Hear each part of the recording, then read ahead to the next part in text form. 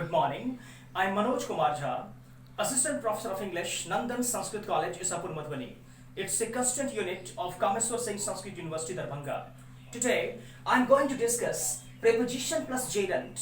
Today, the topic is how the combinations of preposition and gerund make beautiful sentences.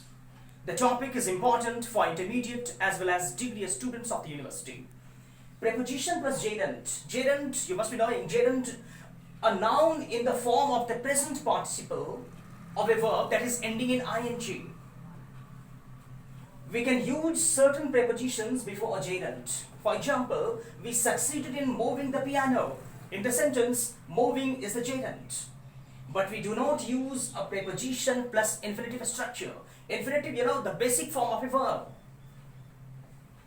We succeeded in to move the piano. The sentence is incorrect because here it's a combination of infinitive and verb. We do not use a preposition plus that clause. Clause, you must be knowing clause. A group of words that includes a subject and a verb and forms a sentence or part of a sentence. For example, we are hoping for that it stays fine. The sentence is incorrect because the sentence has the combination of preposition plus that. We can use one of these patterns to correct the expression.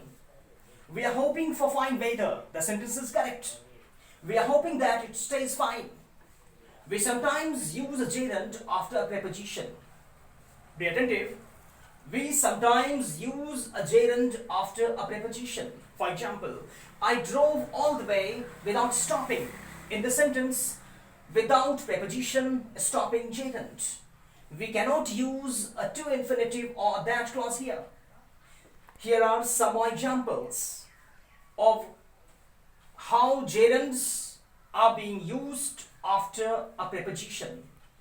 I got there by hitching a lift.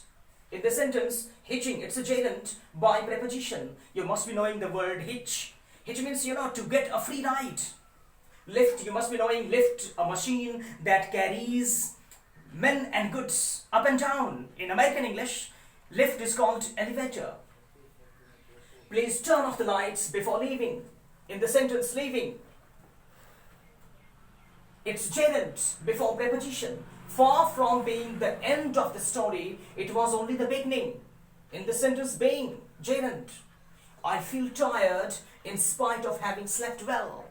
In the sentence, having, gerund of preposition. The drug was finally approved for sale after being tested. In the sentence, being, gerund after preposition. We can use a gerund after these prepositions. Means there are certain prepositions that take gerund. For example, after, against, as a result of, as for, as well as, because of, before, besides, by means of, despite, far, from, how or what about, in addition to, in favor of, in spite of, in the process of, instead of, on account of, on the point of, since, through, with and without. These are the prepositions that take gerund with them. That's all for the day. Thank you.